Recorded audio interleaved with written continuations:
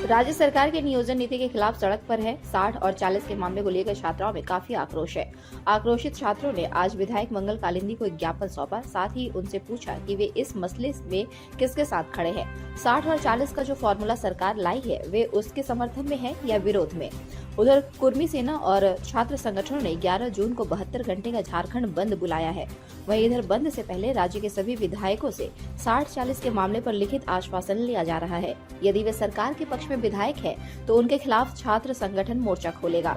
वहीं छात्र संगठनों ने ये ऐलान किया है कि सरकार अपने नियोजन नीति में परिवर्तन करे, नहीं तो आंदोलन और तेज होगा। छात्रों का कहना है कि सभी विधायक और सांसद से समर्थन मांगा जा रहा है। अगर वे समर्थन नहीं करते हैं तो उनका पुतला जलाकर विरोध प्रदर्शन किया जाएगा।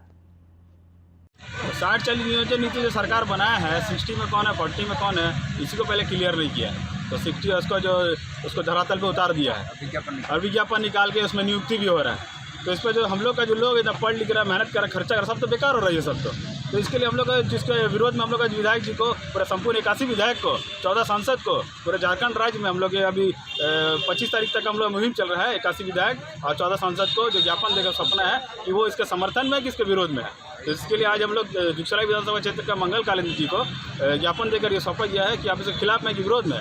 तो बोले कि अपना लेटर पैड में 2 दिन में लिख के देंगे, अगर देते तो ठीक है, नहीं तो फिर हम लोग उनका जो धनबाद में किया गया है संसद का जो पुतला जलाया गया है, हम लोग मंगल कालिंदी का पुतला जलाएंगे और उनका लेटर पैड में हम लोग डिमांड करते हैं कि हम लोग को छात्र संगठन को लिख के उनको रिसीविंग हम लोग को देना चाहिए। अगर नहीं देता तो हम लोग उसका जोरशोर विरोध करते हैं। 10 और 11 तारीख को 2 दिन का झारखंड का 72 घंटा झारखंड बंद है। हम लोग इसको सफल बनाने का पूरा कोशिश करेंगे। किस संस्था के द्वारा? इसी को लेके आप लोग किस संस्था से?